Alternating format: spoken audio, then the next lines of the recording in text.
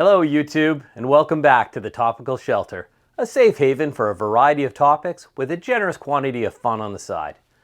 Credit card debt sucks. Even though I know that it's my job to use them responsibly, it's hard not to feel some animosity towards the credit card companies with their easy applications, guaranteed approvals, and soul-crushing interest rates. The cards actually remind me a lot of those femme fatales from the classic film noir genre. They both appear attractive and that they're working in the hero's best interest. But deep down, they're morally ambiguous, manipulative, and only acting towards their own selfish agendas. In today's episode, I was going to share a recent credit card story that occurred while paying off one of my balances. But I like the idea of telling this story in the classic Hollywood Film Noir style. I wonder if it'll work.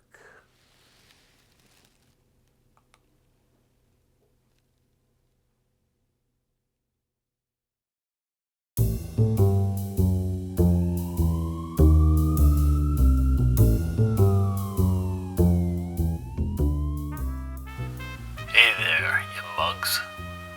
My name is Merle, and I'm a private dick. You know, there's a million stories in the naked city, and most of them aren't worth being told a second time. This one is no exception. But since you have nothing better to do, have you ever found yourself tangled in the web of credit card debt? Well, buckle up, because today we're taking a stroll down the shadowy streets to talk about my case of the unfortunate penny. I met the dame several years ago. She walked through my door like a black widow on her web.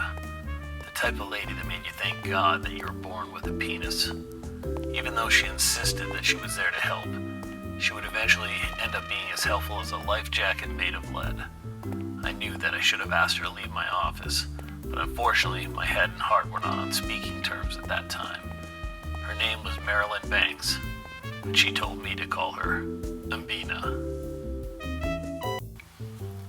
Welcome to my office, the Credit Detective Agency. Come on up.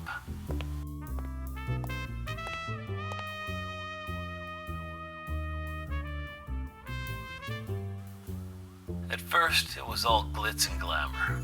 The fine dining, nice clothes, and travel seemed endless.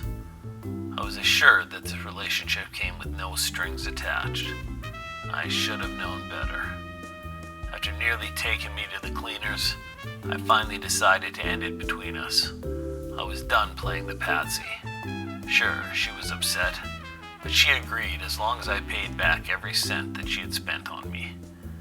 After months of paying, I was sure that we were square, but she kept on insisting that I still owed her more dough. After ensuring that her goons were out of the way, I made one last payment.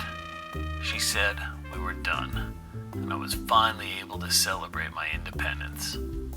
Until last month. That was when she played her last cruel joke on me.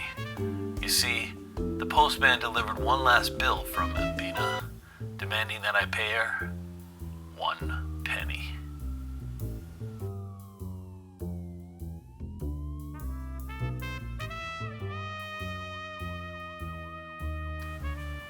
I didn't know whether to laugh or cry, but I knew that the only way to get free of this vampiress was to send her the 1 cent.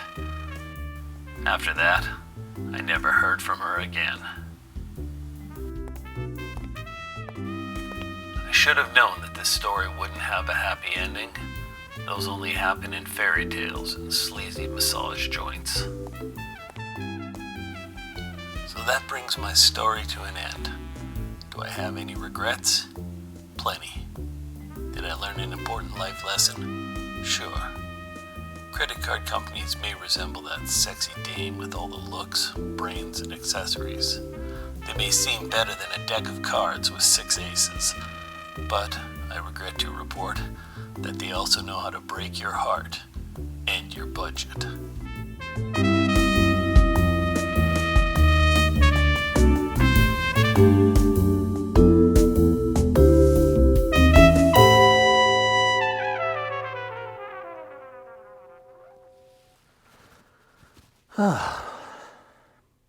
Well, that's my story about how MD&A sent me a final bill for 1 penny.